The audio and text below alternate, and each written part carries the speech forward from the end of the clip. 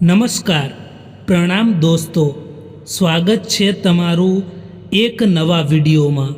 દોસ્તો, આજનો વિડીયો જો સંબંધોમાં દગો મળે છે તો શું કરવું જોઈએ એના વિશે છે। ચેનલમાં નવા હો તો લાઈક, શેર અને સબસ્ક્રાઈબ જરૂર કરો અને વિડીયોને અંત સુધી જરૂર જુઓ જેથી પૂરતી માહિતી મળી શકે। તો ચાલો શરૂ કરીએ। નંબર 1, મિત્રો, જે જ્ઞાની હોય છે તેને સમજાવી શકાય છે, જે અજ્ઞાની હોય છે તેને પણ સમજાવી શકાય છે, પરંતુ જે અભિમાની હોય છે, જે અહંકારી હોય છે તેને ક્યારેય નથી સમજાવી શકાતા।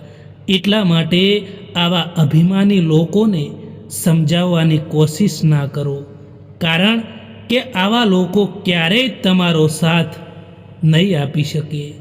નંબર 2, જ્યારે કોઈ પણ વ્યક્તિ તમને સમજી ના શકે, કોઈ વ્યક્તિ તમારી કિંમત ના કરી શકતું હોય તો એ વ્યક્તિથી વધારે નારાજ રહેવાથી તો સારું છે કે એ વ્યક્તિના જીવનમાંથી તમે દૂર થઈ જાઓ। નંબર 3, એકલા જ લડવી પડે છે જિંદગીની જંગ, કારણ કે અહીં સલાહ આપવાવાળા ઘણા હોય છે પરંતુ સાથ આપવાવાળું કોઈ નથી મળતું। નંબર 4, જિંદગીમાં શાંતિથી જીવવા માટે 2 રીતો અપનાવો।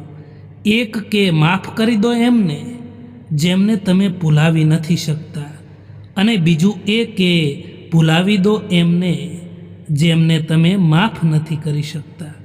નંબર 5, સંબંધોને નિભાવવા એમની માટે કઠિન લાગે છે જેમને સંબંધોની પરવાહ છે, બાકી જેમને સંબંધોની કોઈ કદર નથી એમના માટે સંબંધો કોઈ પણ મહત્ત્વના નથી હોતા।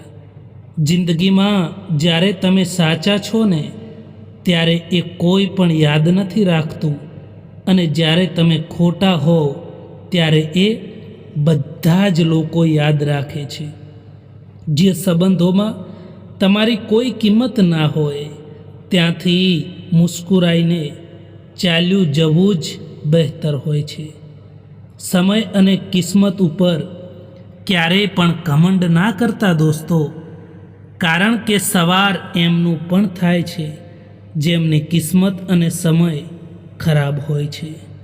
મારા સારા સમયે દુનિયાને બતાવ્યું કે હું કેવો છું, અને મારા ખરાબ સમયે મને બતાવ્યું કે દુનિયા કેવી છે।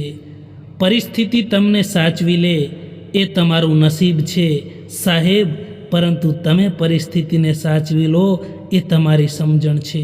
અમુક માણસોમાં દિલની જગ્યાએ કેલ્ક્યુલેટર હોય છે, તે હાથ મિલાવ્યા પછી અંદાજો જ લગાવી દે છે કે આનાથી મને કેટલો ફાયદો થશે। ભાવનાઓને સમજવા માટે શબ્દોનો સાથ જોઈએ, અને સંબંધ નિભાવવા માટે મનમાં વિશ્વાસ જોઈએ।